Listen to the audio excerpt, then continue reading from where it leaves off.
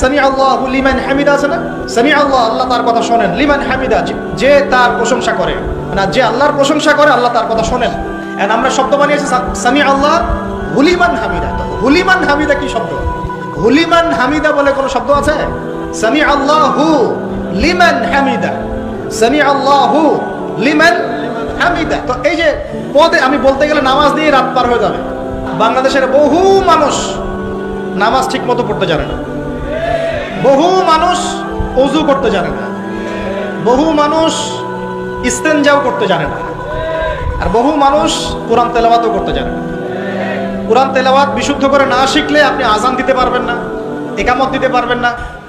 আপনি নামাজে দাঁড়িয়ে আল্লাহু আকবার বলে সানা পড়তে, সূরা ফাতিহা পড়তে, আরেকটা সূরা মেলাতে, রুকুর তাসবিহ, সিজদার তাসবিহ, তাশাহুদ, দুরূদ, মাসুরা এগুলো শুদ্ধ করে পড়তে পারবেন না।